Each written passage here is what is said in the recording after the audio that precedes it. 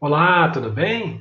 Vamos agora para as reflexões do tarô mitológico para o signo de Gêmeos, para o mês de abril de 2020. Bom, vamos ver quais são as reflexões aí para os geminianos e geminianas. A primeira carta que saiu aqui foi o Cinco de Paus. O Cinco de Paus, ele denota, ele fala sobre uma obstrução, né? Uma dificuldade, né? Os problemas, né? As lutas, muitas vezes internas, que nós travamos, né? Por conta dos problemas externos, né?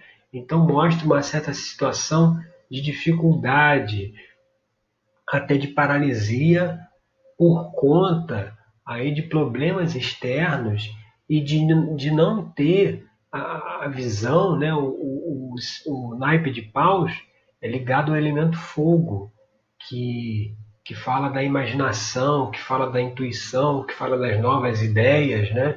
Então, às vezes, quando a pessoa se deixa mergulhar pelos problemas, né, ela acaba que não enxerga novas alternativas, novas formas de atuar e trava mesmo essa luta interna, né, essa obstrução de energia. E aí, quando a gente vem aqui para a segunda carta, a carta do Nove de Ouros. O Nove de Ouros é uma carta que fala da satisfação, da recompensa, né? De você, o elemento ouros é ligado aqui à terra, né? A parte material. Então, assim, ele mostra que assim talvez essa luta interna aí, essa dificuldade, pode ter alguma relação com essa parte material, com que a pessoa já conquistou, né? E talvez o medo de perder, né? Aquilo que ela já conquistou por conta do momento que ela está passando. E quando a gente vai aqui para a carta 3, você vê, aí já vem o 5 de ouros. Você vê do mesmo naipe. E o 5 de ouro, ele fala justamente isso. A carta cabeça, essa carta da posição 3, ela mostra o que está aparente, né, na situação. Você olhando para a situação da pessoa, o que você vê? E você vê uma situação de uma certa dificuldade financeira, né? O cinco de ouros ele fala também de perdas financeiras. Então é uma situação de perda. E aí está tendo uma certa dificuldade em lidar com isso e encontrar uma solução. E quando a gente vai aqui para a carta 4, que é o Hierofante, que é a base da questão, né? O que está por baixo aí dessa situação, né? O Hierofante aqui é representado pelo centauro Quiron, que ele era o sacerdote, era quem fazia a ponte entre o mundo material e o mundo espiritual, né? Ele iniciava os jovens heróis gregos, né, nos mistérios aí da parte espiritual, né? Então, como ela vem aqui na base da questão, pode estar indicando para a gente, e aí lá dentro da terapia tarológica, né, que é o trabalho de autoconhecimento que eu conduzo, lá a gente, dentro da terapia, vai esmiuçando essas questões até para ver da onde vem, nesse exemplo aqui, essa base da questão está apoiada talvez numa questão filosófica, né? De onde está vindo isso? E aqui nesse caso pode ser a percepção de Deus, a percepção do divino. Porque quando a gente enfrenta problemas, né, o mais comum é a gente ter aquele pensamento que do castigo divino, né? Que a gente está passando por uma dificuldade, né? Porque a gente está aí talvez pagando pelos nossos pecados, né? Deus está nos castigando e aí por isso a gente está vivendo aí um tempo de sofrimento e privação, né? Então é observar que de repente a base da questão é analisar assim qual é a sua percepção do todo, né? A sua percepção de Deus, a sua percepção do Criador do universo. Será que ele é essa figura realmente que castiga os filhos, né? Que se vinga? né? E por isso que a gente sofre, né? Por conta disso, ou a história é outra completamente diferente, e aí vai com o que Jesus disse, que Deus é amor, né? Ele veio justamente para mudar essa visão do divino, que infelizmente não mudou, né? A gente continua até hoje com a mesma visão. Os pais educam os filhos quando os filhos fazem alguma coisa que não deveria fazer, ou até para colocar medo, né? Eles dizem: Papai do céu castiga. Você vê, se a mensagem de Jesus tivesse sido entendida, esse ditado aí, essa frase não existiria mais, né? Porque ele vem mostrar que Deus não castiga, porque quando a gente coloca a fonte dos nossos problemas num poder maior do que nós, que está nos oprimindo, nos castigando, isso dificulta aí muito encontrarmos a solução, porque se não existe esse Deus que castiga, pelo contrário, ele está ajudando, ele está fazendo de tudo para que a solução apareça, então eu tenho que olhar para dentro e ver até que ponto eu mesmo criei aquela situação para mim, né? Porque o tempo é inexorável. A gente precisa estar sempre progredindo, crescendo, evoluindo, buscando novas alternativas, seja de trabalho, seja de atividades, seja de ganhar dinheiro. A gente tem que estar sempre procurando novas formas de atuação, porque o universo é dinâmico. E às vezes, se a gente fica sempre fazendo a mesma coisa, né, sem nenhuma evolução naquele trabalho, sem nenhuma alternativa, qualquer turbulência interna que chegue vai nos prejudicar. Então, essa é uma questão aí fundamental a ser observada, essa percepção aí do divino. E quando a gente vai aqui para a carta 5, que é as influências do passado, né, a questão que deve ser deixada de lado, aqui veio a carta do 4 de espadas. O 4 de espadas é aquela carta que fala da reflexão, né? De você parar e refletir. Aqui nesse caso, como ele vem numa posição que você tem que deixar isso para trás, é aquela coisa de você ficar pensando muito antes de agir, sabe? Mais do que deveria pensar. Então, assim, tem um problema e você pensa assim: bom, mas eu posso resolver isso assim. Ah, mas se eu fizer isso, vai acontecer isso, assim, assim, vai ser um problema. Então, aí você já não está certo se vai por aquele caminho.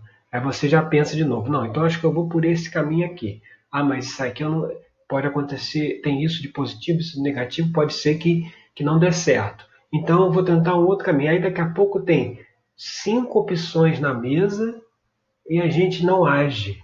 A gente não tá falando ali até no 5 de paus, essa coisa da obstrução, né? Essa coisa do bloqueio. A gente fica bloqueado para agir porque a gente racionaliza várias opções e não consegue escolher uma, né? E tá travado e não consegue escolher uma dessas opções. E talvez essa percepção aí do divino, né, possa estar embaçando, possa estar camuflando alguma coisa que nós estamos fazendo de nossa responsabilidade, que está trazendo problema, né, talvez. E aí, quando a gente vai aqui para a carta 6, que é influências do futuro, aí você vem o 6 de paus. O 6 de paus não, vem o 10 de paus. O 10 de paus, ele vem falar das preocupações materiais, né? Então toda essa situação aí de luta, de perda financeira, né? Tudo isso, né? Toda essa energia que está pairando aí no momento leva a uma situação também de paralisia, né? De preocupação. Aqui você vê Jazão que está com as mãos aqui no queixo, né? Preocupado, as preocupações materiais por conta desse entorno material desfavorável, né? Que a gente não vê uma saída, não vê uma alternativa. Então, mostrando que ainda para frente, né, pode vir esse sentimento aí de frustração, de ter assumido talvez muitas responsabilidades e não estar conseguindo dar conta, né? Mas isso vem para mostrar, não que isso seja um futuro fixo, né? Nada é fixo no universo, mas mostrar que assim, se você começar a fazer essas reflexões, quando vier uma situação que possa levar a esse tipo de estado, né? Um estado de preocupação, um estado de desânimo, talvez, você consiga ultrapassar esse, esse, esse momento fazendo essas reflexões aí anteriores que a gente está colocando aqui. E quando a gente vem para a carta 7, que é uma extensão futura aqui da carta 5, a carta 7 ela traz o 2 de copas. O 2 de copas é uma carta que, por outro lado, ela mostra, você vê, o início de um relacionamento, né? Aqui a gente vê Psique e é um momento em que Eros, né, se encontra com Psique, ele acaba se atingindo acidentalmente com essa flecha do Cupido e acaba se apaixonando por Psique. Então é uma carta que mostra uma energia de um novo relacionamento. E aqui nesse contexto que a gente está vendo aqui desse jogo para Gêmeos, é um novo relacionamento com o divino. Você vê aquilo que a gente perguntou aí lá na carta 4. Será que Deus para você é aquele cara que castiga, né? É aquele ser que pune? Então, se mudar essa filosofia, se mudar essa teologia, se mudar essa forma de enxergar o divino, você cai numa situação de uma nova relação com ele. E como ele é o que está presente em tudo, né? Nós estamos inseridos dentro de Deus, né? Deus faz tudo que existe, né? Não tem essa história que a gente está aqui e ele está lá em cima separado. Pelo contrário, ele está dentro, né? Ele está dentro de nós e nós estamos dentro dele. Então, quando a gente muda essa percepção e avalia que ele é amor também, a gente pode fazer essa conexão e como ele está presente em tudo, ele sabe, é onipresente, onisciente, ele pode dar a parte espiritual, cada um tem os seus mentores espirituais, tem os seus orientadores, né? Então quando a gente retoma essa conexão, esses mentores podem atuar, eles podem influenciar, podem intuir para a gente, pode trazer a mensagem mostrando qual é o caminho que devemos seguir, né? Então é preciso um novo relacionamento aí com o divino, aproveitar esse momento para questionar como é que a gente enxerga o divino. E quando a gente vai aqui para a carta 8, que é o ambiente externo, né? Aí você vê, vem a roda da fortuna. A roda da fortuna vem falando nesse contexto aqui desse jogo, basicamente isso, essa coisa dos altos e baixos da vida, né? E que às vezes quando a gente está embaixo, né? Quando está aqui na parte de baixo da roda, é justamente, não é o momento da terra arrasada, né?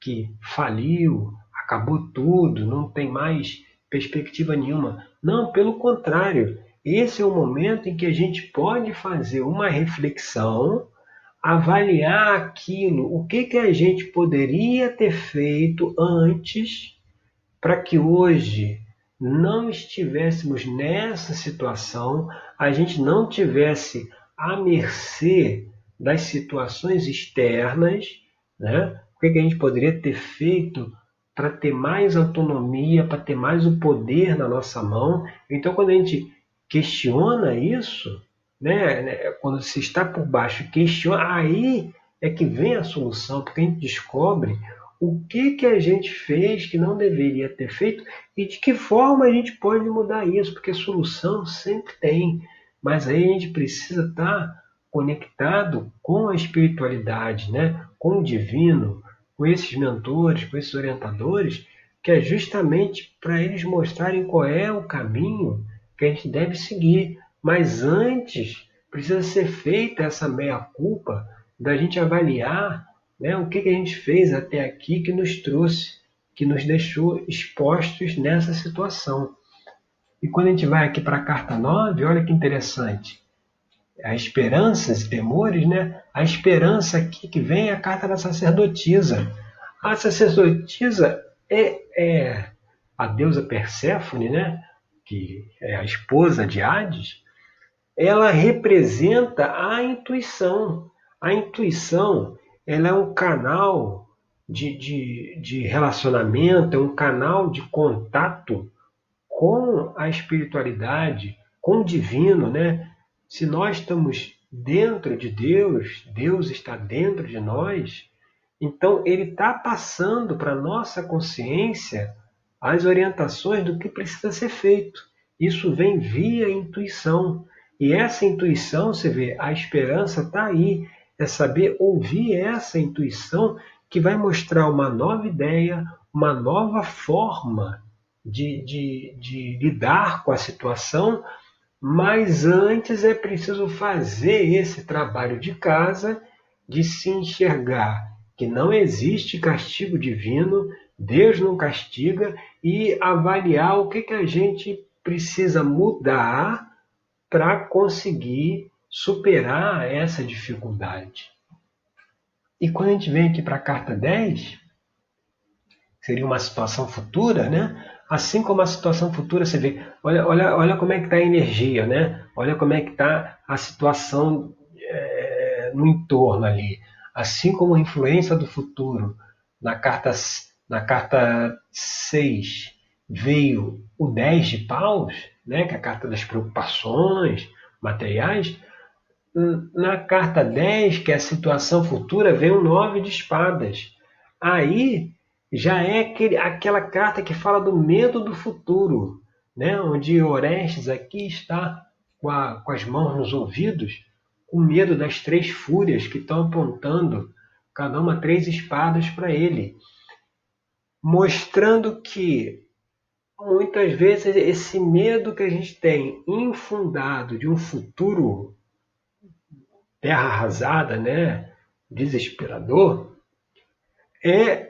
essa energia ainda está aí para a gente ter que lidar com ela. Então, assim, a situação do jeito que está vai levar a momentos em que você pode, né, ter um sentimento de medo, de paralisia, por estar vislumbrando um futuro horrível, né? Um futuro sem solução. Então, e é justamente por isso, por mostrar que as coisas vão chegar numa situação onde isso pode ficar evidente, que se a gente observar o que foi colocado aqui no jogo, na reflexão, essa coisa da relação com o divino, essa conexão, a intuição, quando chegar esse momento em que pode dar na gente um desespero em relação ao futuro, a gente, opa, isso aí já estava ali na energia, no caminho, como uma coisa que poderia acontecer, e você vê, está acontecendo, agora eu estou sentindo isso, que mostra o 9 de espadas. Mas não, deixa isso de lado. Vamos ver aí, pela intuição, né? Vamos ver aí pela ideia, via intuição que vem as novas ideias, né? Então, pelas novas ideias, pela intuição, pela essa orientação, o que a gente pode fazer para mudar a situação e tirar aí da frente, do caminho, essa visão de um futuro desolador, sabe? É isso que a gente tem que avaliar aí agora, no mês de abril, para os geminianos e geminianas, tá certo? Meu nome é Rodrigo Cruz, eu sou terapeuta tarológico. Agradeço a você aí pela sua audiência e até o nosso próximo encontro com mais uma reflexão aí do tarô mitológico, tá certo? Obrigado.